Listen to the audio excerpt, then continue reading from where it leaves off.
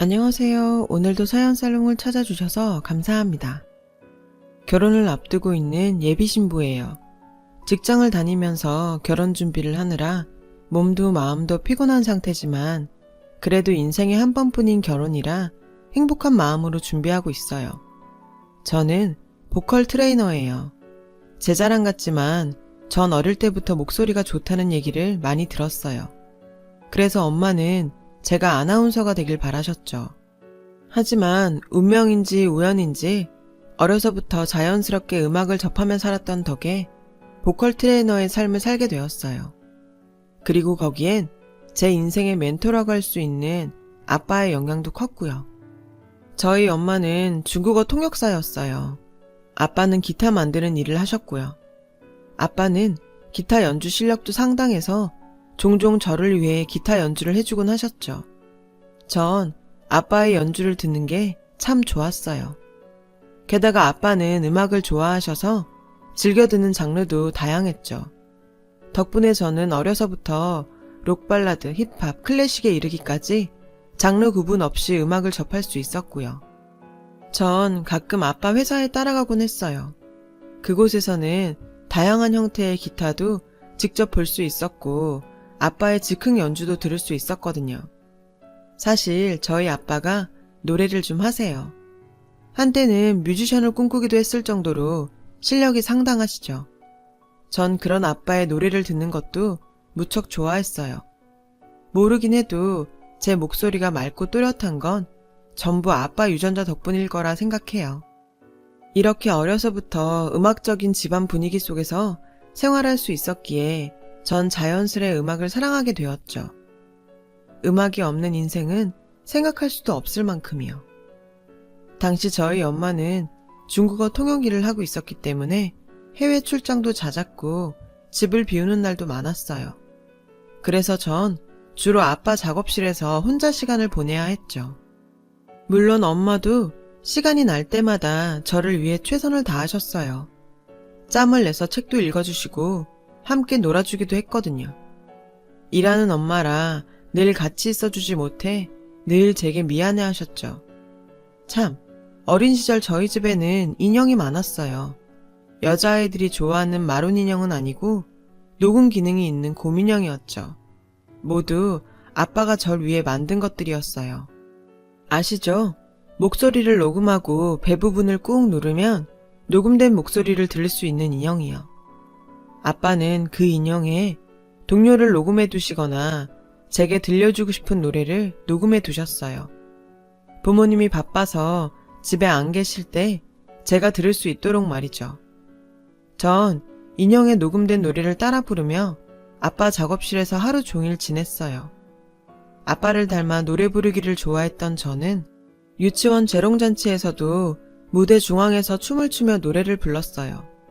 그런 절 보고 주위에선 가수를 시키라는 얘기를 많이들 하셨죠. 다행히 엄마 아빠는 제가 하고 싶은 걸 마음대로 할 수 있게 지원해 주셨고 전 어린 시절 내내 노래를 부르고 다녔죠. 초등학교에 입학해서는 동요 부르기 대회에 나가서 1등을 하기도 했고요.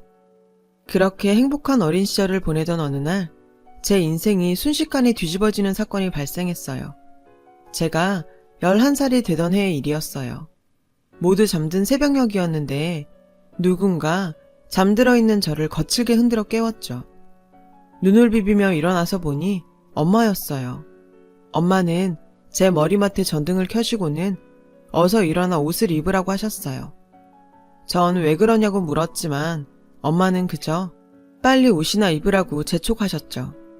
엄마의 얼굴이 너무 무서워 보여서 엄마 말대로 따를 수밖에 없었어요. 엄마는 집안의 불을 모두 끄고 제 손을 잡곤 밖으로 나가셨어요. 집 밖으로 나가보니 택시 한 대가 우릴 기다리고 있더라고요. 아직 잠에서 덜 깬 저는 나도 모르게 잠이 들었는데 잠결에 인천공항으로 가자는 엄마의 목소리가 들렸어요. 얼마 뒤 엄마는 절 흔들어 깨웠고 어느새 우린 공항에 도착해 있었죠. 그리곤 공항에 도착한 지 얼마 안 돼 엄마와 전 비행기에 탑승했어요. 엄마, 우리 어디 가는 거야? 제 물음에 엄마는 조용히 말했어요. 우리 이제 중국 베이징에 가서 살 거야. 그 말에 전 깜짝 놀랐어요. 아빠는? 아빠는 어디 있는데? 아빤 같이 안 가? 나 학교는 어쩌고. 소연아, 엄마 말 잘 들어. 어젯밤에 아빠가 큰 사고를 당해서 하늘나라로 가셨어. 엄마 혼자선 여기서 널 키울 수 없어서 중국으로 가는 거야. 중국에 계신 아빠 친구분이 도움을 주기로 하셨거든. 그 말을 듣고 놀라서 엉엉 울었어요. 아빠가 죽었다는 게 믿기지 않았거든요. 분명히 어제 아침까지도 아무 일 없던 아빠가 죽다니요. 믿을 수가 없었죠. 잘 들어. 이제부터 엄마랑 둘이 살 거야. 우리가 행복해야 아빠도 하늘나라에서 행복하실 거 아니니? 그러니까 소연이가 엄마 좀 도와줘. 베이징에 가면 아빠 친구분이 나올 거야. 그 삼촌이 우리가 살 집으로 데려가 주실 거고. 우리를 도와주시는 고마운 분이니까 말 잘 듣고 착하게 굴어야 돼. 알았지? 엄마는 제 눈을 보고 또박또박 말했어요. 그런데 그 순간 아빠의 인형이 생각나지 뭐예요. 전 인형을 가져와야 한다고 울먹였고 엄마는 짐가방에 잘 챙겼으니 걱정 말라고 했죠. 그나마 다행이었어요. 아빠의 목소리가 담긴 인형을 가져갈 수 있어서요. 아빠를 다시 볼 수 없다고 생각하니 그 인형이 더욱 소중하게 느껴지더군요. 인형이 없었다면 정말 힘들었을 거예요. 베이징으로 가는 내내 저는 울었어요. 엄마는 지갑 속에서 아빠와 함께 찍은 가족사진을 꺼내주며 잘 간직하라고 했죠. 전 가족사진 속 아빠의 얼굴을 어루만지며 잠이 들었어요. 중국에 도착하니 공항에 낯선 아저씨 한 분이 나와 있었어요. 엄마가 말했던 아빠 친구분이었죠. 아저씨는 우릴 반갑게 맞아주었어요. 그리고는 제게 그러더군요. 이제 걱정 마. 삼촌이 여기서 학교도 보내주고 소연이 아빠도 해줄 테니까. 그 말을 듣자 화가 났어요. 자기가 뭔데 우리 아빠를 대신한대요? 화가 난 저는 고개를 휙 돌려버렸죠. 그랬더니 엄마가 예의 바르게 굴라며 한 소리 하시더군요. 그래서 할 수 없이 꾸벅 인사를 했죠. 그랬더니 아저씨는 제 머리를 쓰다듬어 주었어요. 아저씨는 엄마와 절 어느 아파트로 데리고 갔어요. 아저씨는 아래층에 산다고 하더군요. 무슨 일 생기면 바로 부르라고 했죠. 그렇게 중국 생활은 시작되었어요. 평소 일 때문에 자주 중국을 왕래했던 엄마는 적응을 잘했어요. 중국어에 능통해서 일자리도 쉽게 구할 수 있었고요. 전 그런 엄마 곁에서 조금씩 중국 생활을 익혀 나갔어요. 그렇게 한두 달 정도 지났을까? 엄마는 저를 국제학교에 등록시켰어요. 국제학교 특성상 영어를 써야 했는데 처음엔 좀 힘들었지만 그래도 어느 정도 시간이 지나니 익숙해지더군요. 어려서부터 아빠를 따라 팝송도 부르고 디즈니 영화들을 많이 봐서 그랬던 것 같아요. 게다가 엄마 덕에 중국어도 익혀서 전 3개 국어를 자유롭게 사용하게 됐죠. 그러는 동안 아저씨는 제게 아빠 역할을 해주었어요. 학교 등록할 때도 도와주셨고 학교 행사 때는 엄마와 같이 오셨죠. 처음에는 아저씨가 낯설고 어색했지만 시간이 지나니 익숙하게 느껴졌어요.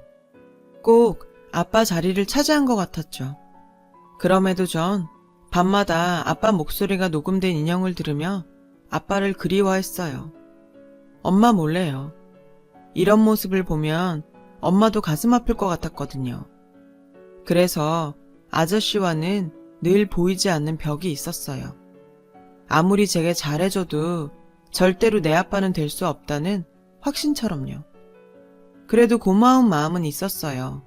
어쨌든 엄마와 절 보살펴 주셨으니까요. 하지만 엄마는 저와는 달랐죠. 시간이 지날수록 아저씨와 부부처럼 행동했고 많이 의지하더라고요. 처음에는 엄마를 이해하려고 했어요.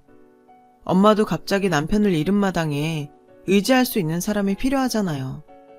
그런데 엄마가 아저씨와 함께 웃고 팔짱 끼고 다정하게 있는 모습을 보니 그렇게 화가 나더라고요. 엄마가 꼭 배신자 같았거든요. 엄마는 아빠를 너무 쉽게 잊어버린 것 같았어요. 애초에 아빠를 사랑하지 않았던 사람처럼요. 그렇다고 해도 전 그런 것에 대해 아무 말도 하지 않았어요. 그랬다간 엄마마저 잃을 것 같았거든요. 아무튼 그렇게 저는 중국에서 자랐고 어느덧 고등학교까지 졸업하게 됐어요. 대학도 중국에 있는 대학교에 지원해서 합격 통지서까지 받은 상태였죠. 그런데 입학하기 몇 달 전 한국에서 안 좋은 소식이 들려왔어요. 외할머니가 많이 아프시다는 거예요. 외할머니는 아프신 와중에도 저를 많이 보고 싶어 하셨죠. 그래서 전 엄마한테 한국에 다녀오자고 말했어요. 하지만 엄마는 일 때문에 시간이 안 나서 저 혼자 한국에 다녀오게 됐죠. 엄마는 걱정을 많이 하더라고요. 전 나도 성인인데 뭘 걱정하냐고 엄마를 안심시켰어요. 그렇게 저는 한국행 비행기를 탔어요. 한국을 떠난 지 9년 만이었죠. 인천공항에 도착해보니 전과는 많이 다르더라고요. 하지만 익숙한 한국어 탓에 안심은 됐어요. 일단 바로 외할머니가 계신 병원으로 갔어요. 절 보자 외할머니는 눈물을 흘리셨어요. 왜 이제야 왔냐고 그동안 얼마나 보고 싶었는지 아시냐며 할미가 살면 얼마나 살겠냐고 같이 살자 그러셨죠. 아이처럼 조르는 외할머니를 보자 저도 마냥 뿌리칠 수만은 없었어요. 그래서 엄마한테 연락해 입학 전까지만 한국에 있게 해달라고 했죠. 엄마도 혼자 계신 외할머니가 걱정이 됐는지 그러라고 하셨어요. 그렇게 저는 외할머니와 함께 살게 되었어요. 그러는 중에 용돈벌이로 아르바이트를 하게 되었고요. 인터넷을 뒤지다 음악학원 구인 공고를 발견했는데 무작정 면접을 봤다가 덜컥 합격을 했지 뭐예요. 아이들을 대상으로 한 교육용 동요를 녹음하는 일이었어요. 일은 어렵지 않았어요. 학원에서 정해준 동요를 가이드라인에 따라 녹음실에서 녹음하면 되는 거였으니까요. 일주일에 2-3번 정도 나가서 1-2시간 녹음을 하고 왔어요. 그러던 어느 날 학원 원장님이 잠깐 쉬면서 간식이라도 먹으라고 하셔서 원장실에서 수다를 떨고 있었어요. 그때 원장님이 CD 하나를 틀어주시며 한번 들어보라고 하시더라고요. 소연씨, 전에 이 일을 해주시던 분이 녹음한 건데 연세가 있으신데도 어쩜 그렇게 목소리가 좋은지 시간 날 때마다 종종 틀어놓고 듣는다니까. 한번 들어봐요, 소연씨도. 잠시 뒤 CD 플레이어에서 노랫소리가 흘러나왔어요. 트로트 곡이더라고요. 학원에선 아이들 말고 성인들을 위한 트로트 교육용 CD도 제작했었는데 그 용도로 만든 것 같았어요. 그런데 전주가 끝나고 첫 소절이 흘러나오던 순간 저는 몸이 굳어버리고 말았어요. 꿈에서도 잊을 수 없었던 그 목소리가 흘러나왔거든요. 바로 우리 아빠 목소리가요. 너무 놀라서 손가락이 덜덜 떨렸어요. 미친 소리라는 거 알지만 돌아가신 우리 아빠 목소리였어요. 저는 떨리는 목소리로 원장님께 물었어요. 원장님, 이거 녹음하신 분 아직 계세요? 원장님은 1달 전쯤에 그만두셨다고 하셨어요. 저는 혹시 그분 연락처를 알 수 있냐고 물었죠. 원장님은 채용할 때 받은 이력서에 연락처가 남아있지만 남의 개인정보를 함부로 알려줄 수는 없다고 하셨죠. 저는 한참을 사정한 끝에 겨우 번호를 얻어낼 수 있었어요. 그날 밤 전 쉽게 잠을 이루지 못했어요. 원장님께 받은 전화번호를 들고 뜬 눈으로 밤을 지새웠죠. 다음날 아침 저는 눈 딱 감고 전화를 해보기로 했어요. 기든 아니든 일단 확인이라도 하자는 심정으로요. 그렇게 떨리는 손으로 번호를 눌렀어요. 신호가 가는 동안 심장이 쿵쿵 뛰었죠. 그리고 마침내 누군가 전화를 받았어요. 여보세요. 저는 그 소리를 듣자마자 울음을 터뜨렸어요. 분명 우리 아빠였거든요. 저는 목이 메어 아무 말도 못하다가 아빠! 라고 말했어요. 그러자 수화기 너머의 남자는 너 소연이니? 소연이야? 하시면서 울기 시작했어요. 그렇게 한참을 아빠와 저는 말을 잇지 못한 채 핸드폰을 붙잡고 울기만 했어요. 아빠와 저는 바로 만나기로 했어요. 아빠가 보내준 주소지로 찾아갔죠. 작은 빌라에 혼자 살고 계시더라고요. 아빠는 저를 보자 덥석 끌어안고는 울먹이며 말했어요. 그동안 어디서 어떻게 지낸 거니? 아빠가 얼마나 찾았는데.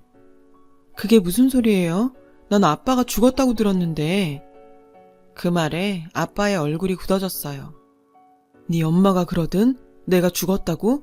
어떻게 된 인간이 자식한테까지 그런 거짓말을 할 수가 있어? 소연아, 지금부터 아빠 말 잘 들으렴.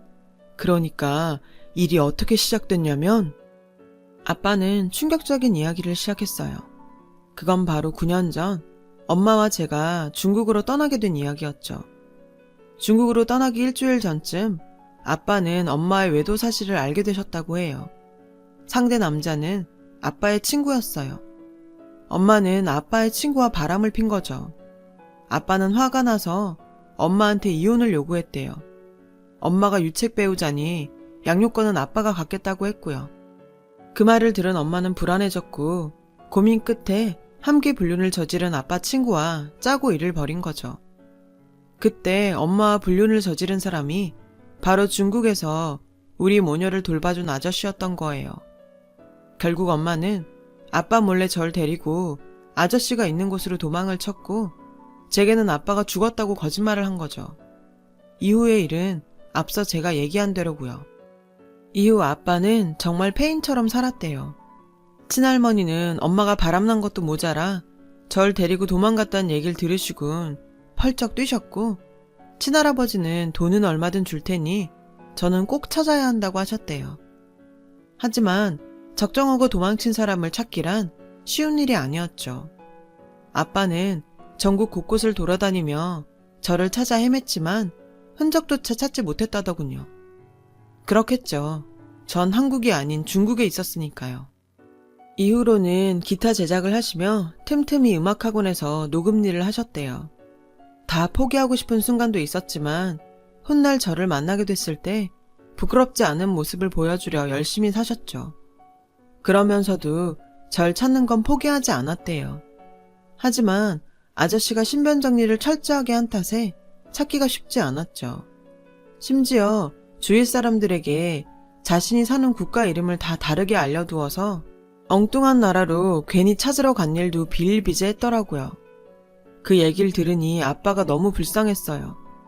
그런데도 아빠는 아빠가 먼저 절 찾지 못해서 미안하다고 하시더라고요. 전 아빠를 통해 사건의 전말을 듣고 보니 도저히 엄마와 아저씨를 용서할 수가 없었어요. 한국을 떠나던 날 비행기 안에서 엄마가 흘렸던 눈물을 생각하니 피가 거꾸로 솟는 것 같았죠. 또한 아빠한테 상처를 준 불륜남을 삼촌 하며 같이 살다시피 했던 시간들이 저주스러웠어요. 아빠 대신 저라도 두 사람한테 복수를 해주고 싶다는 생각이 간절할 정도로요. 난 우리 딸이 돌아왔으니까 그걸로 됐다. 아빠는 다 괜찮아. 예전에는 네 엄마가 죽이고 싶을 만큼 미웠는데 지금은 그런 생각 안 하려고. 나한텐 우리 소연이만 있으면 되니까. 아빠는 모든 걸 다 잊고 싶어 하셨어요. 그런 아빠를 보니 지난 세월이 얼마나 모질었기에 지금의 이 정도의 행복에도 만족하는지 가슴이 짠해지더라고요. 그래서 전 결심했어요. 절대로 다시는 중국으로 돌아가지 않을 거라고요. 가증스러운 엄마와는 다시 보는 일 없을 거라고 말이에요. 아빠에게 제 생각을 말했더니 아빠는 그래도 상황을 객관적으로 보고 미래를 계획해야 한다고 하셨어요. 현재 중국에 있는 대학교에 합격을 해놓은 상태라서 한국으로 들어와 버리면 손해 아니냐고요. 중국에서 노력한 게 아깝지는 않겠냐고 말이죠. 저는 상관없다고 했어요. 아빠와의 잃어버린 시간들을 채우는 게 제게 무엇보다 중요하고 가치 있는 일이라고 말이죠. 게다가 대학은 한국에서 다시 시험 봐서 들어갈 수 있으니까 걱정 말라고 했어요. 그랬더니 아빠가 우시더라고요. 엄마는 자신의 추한 사랑을 위해 제 인생을 하찮게 여겼지만 아빠는 달랐어요. 자신의 행복 이전에 딸인 제 인생을 먼저 생각하시거든요. 그런 아빠를 보니 더더욱 한국에 남고 싶어졌어요. 그리고 다음 날부터 저는 본격적으로 한국에서 자리 잡기 위한 준비를 시작했어요. 가장 먼저 친가에 찾아가 친할머니와 친할아버지를 뵈었어요. 두 분은 죽기 전에 저를 다시 보게 될 줄은 몰랐다고 하시면서 많이 우셨어요. 할아버지께선 절 위해서라면 뭐든 해줄 테니 필요한 게 있으면 주저 말고 말하라고 하셨죠. 그러시면서 다시는 저를 떠나보내지 않겠다고 하셨고요. 그래서 저는 어디에도 안 가고 한국에 남을 생각이니 걱정 마시라고 했어요. 할머니는 그래도 안심이 안 되시는지 제 손을 한참 동안이나 잡고 계셨죠. 9년 만에 만난 손녀딸을 또 다시 놓칠까 겁이 나셨던 모양이에요. 그날 밤 저는 외할머니 댁에 돌아와 모든 일을 얘기했어요.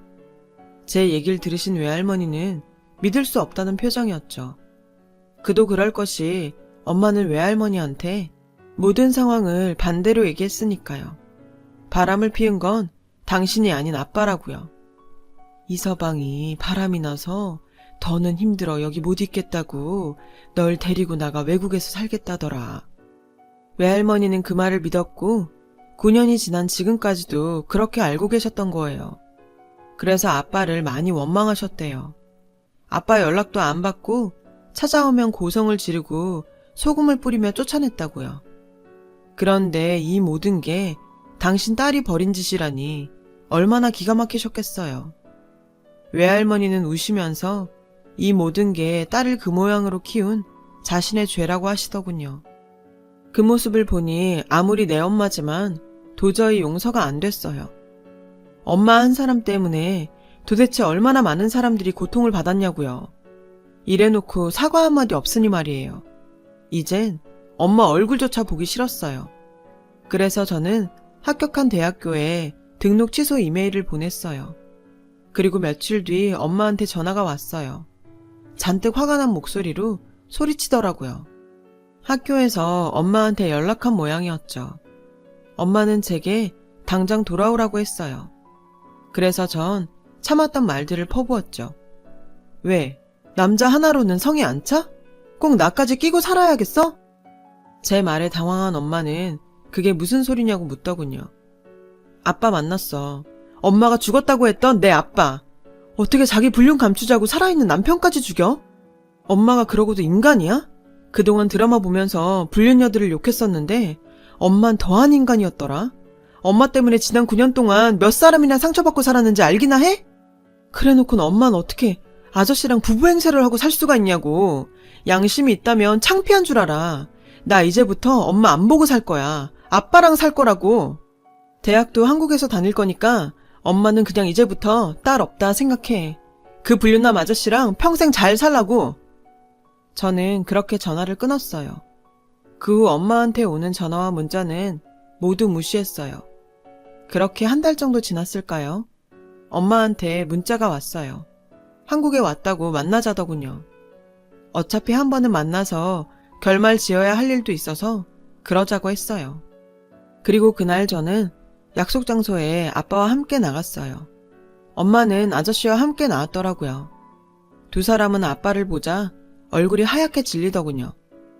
엄마는 저 없는 데서 따로 이야기하자며 아빠를 데리고 나가려고 했어요. 아빠는 엄마 손을 뿌리치며 싫다고 했죠. 그러자 아저씨한테 돌아가자는 거예요. 딸 앞에서 망신당하기 싫다 이거죠. 왜? 나 있으면 안 되는 이유라도 있어? 기껏 만나자더니 왜 간다는 거야? 엄마가 그 아저씨랑 바람필 때는 이런 결과는 생각 안 했나 보지? 시궁창 인생을 살면서 자식 앞에선 고귀한 척 부모 행세하려고 했어? 어린 딸한테 아빠가 죽었다고 가슴에 목까지 박아가면서. 꼼짝하지 마. 안 그럼 경찰 부를 거니까. 그리고 빌어. 나한테도 아빠한테도. 그 다음엔 친할머니, 친할아버지한테 가서도 빌어. 모든 게 자식 잘못 키운 자신 탓이라 믿는 외할머니한테도. 용서받을 때까지 빌고 또 빌라고. 안 그럼 엄마 고소할 거야. 제 말에 엄마는 휘청거렸어요. 다른 사람은 몰라도 딸한테 이런 소리를 듣게 될 줄은 몰랐을 테니까요. 결국 엄마와 아저씨는 사람들이 다 보는 카페 안에서 무릎을 꿇었어요. 소연이 아빠, 미안해요. 내가 잘못했어요. 그리고 소연아, 엄마가 잘못했다. 제발 용서해 주렴. 솔직히 전 엄마의 사과가 마음에 닿지 않았어요. 지난 9년간 엄마한테는 자신이 저지른 잘못을 바로잡을 시간이 충분히 있었지만 결국 들통이 난 지금에서야 사과를 하는 거니까요. 그런데 그 순간 엄마가 서류 한 장을 내밀었어요. 이왕 이렇게 된 거 이참에 확실히 하고 싶어요. 이혼 서류예요. 당신도 나랑 살 생각 없잖아요? 그러니 도장 찍어줘요. 깔끔하게 남남으로 살자고요. 기가 막혔어요. 어쩜 사람이 이렇게 뻔뻔할 수가 있죠? 아빠도 엄마의 행동에 할 말을 잃은 표정이었어요. 엄마, 지금 그걸 말이라고 해? 욕해도 할 수 없어. 나도 이제부터 내 인생 살아야겠으니까. 내가 너한테 아빠 죽었다고 속인 건 미안하지만 나도 그동안 혼자 너 키우느라 고생을 이만저만 한 거 아니야. 지난 9년간 널 키운 건 네 아빠가 아니라 나였다고. 근데 어쩜 그간의 내 노력은 생각도 않고 네 아빠 편만 드니? 정말 섭섭하다 얘. 딸 자식한테도 버림받은 이 마당에 나도 내 행복 정도는 찾아야 하지 않겠니? 혼인신고가 안 돼서 그간 귀찮은 일도 많았는데 차라리 잘 됐어. 소연이 아빠 이혼해줘요. 이걸로 우리 깨끗하게 정리하자고요. 아빠는 엄마가 내민 이혼 서류를 받아들었어요. 그리곤 근데 이걸로는 정리가 다 안 될 것 같은데? 당신은 지난 9년 동안 내 딸을 유괴해서 나와 내 부모한테 생이별의 고통을 줬어. 그걸 미안하다는 말 한마디로 끝내려는 건 아니겠지? 게다가 내 친구와 바람까지 펴놓고 책임을 회피하려 도망을 쳤고 말이야. 도대체 이혼으로 뭐가 정리가 된다는 거야? 바람을 피건 유괴를 하건 당신 자유지만 모든 자유엔 책임이란 게 따르는 거야. 그러니까 어른답게 책임져. 그 알량한 사과 한마디로 퉁치려 말고. 아빠와 전 자리를 박차고 나왔어요. 그리고 며칠 뒤 아빠는 엄마한테 소송을 걸었어요. 그리고 아저씨한테도 상간남 위자료 청구 소송을 했고요. 그제서야 엄마는 집까지 찾아와 울고불고 용서해달라 사과를 하더군요. 아빠는 모든 벌은 법정에서 받으라고 소리쳤고 한 번만 더 찾아와 동네 시끄럽게 굴면 경찰을 부르겠다고 엄포를 놓았어요. 그 후로 엄마는 제게 문자를 보내서 아빠 좀 설득해달라고 떼를 썼지만 전 아무런 답장도 하지 않았죠. 하루는 아빠가 그러더라고요. 자신은 엄마를 용서할 수 없지만 전 입장이 다르지 않냐고요. 지금은 엄마가 미워 그렇다지만 시간이 지나면 이번 일로 오히려 제가 더 상처받을까 걱정이 되신다고요. 전 그때가 돼봐야 알겠지만 모르긴 해도 아빠가 세상을 떠났다는 말을 들었던 9년 전 그날의 상처보다는 덜 아플 것 같다고 말했어요. 그러자 아빠는 더 이상 아무 말도 하지 않으시더라고요. 소송은 그 후로도 오랫동안 진행됐어요. 그리고 결국 아빠의 승소로 끝이 났죠. 이후 엄마와 아저씨는 헤어졌다고 하더라고요. 엄마가 소송에 빠져있는 사이 안 그래도 지친 아저씨한테 여자가 생긴 거죠. 결국 엄마는 불륜으로 얻은 남자를 불륜으로 잃게 된 셈이에요. 저는 한국에 정착해 아빠와 함께 살기 시작했어요. 죽어라 다시 공부해서 수능을 받고 남들보다 조금 늦게 대학에 들어갔어요. 그리고 대학 시절 만났던 남자친구와 결혼을 할 예정이에요. 결혼 날짜를 잡고 얼마 지나지 않아서 엄마한테 전화가 왔더라고요. 외할머니한테 결혼 소식 들었다며 제발 결혼식만이라도 가게 해달라고 하더군요. 전 딱 잘라 거절했어요. 남편 될 사람도 제 사정 다 알고 있어서 괜히 결혼식장에 와봐야 사람들한테 눈총만 받을 거라고요. 그 말에 엄마도 더 이상 오겠다는 소리를 안 하더라고요. 제 결혼식 축가는 아빠가 해주시기로 하셨어요. 그런데 글쎄 요즘 트로트에 한창 빠져 있으셔서 그런지 식장에서 축가로 트로트를 부르겠다고 하시지 뭐예요. 그래서 요즘 그 문제로 아빠랑 티격대고 있답니다. 아, 누가 우리 아빠 좀 말려줬으면 좋겠어요. 결혼을 통해 아빠와 전 또 한 번의 이별을 맞게 되었지만 이번엔 적어도 슬픈 이별은 아닐 거라고 생각해요. 부모이자 인생의 멘토인 우리 아빠를 혼자 외롭게 두지는 않을 테니까요. 지금까지 제 사연을 들어주셔서 감사드리고요. 오늘도 행복한 하루 되시길 바래요. 여러분, 사연 댓글에 응원과 현명한 조언 부탁드려요. 좋아요와 구독은 저에게 큰 힘이 됩니다. 오늘도 좋은 일 가득하세요.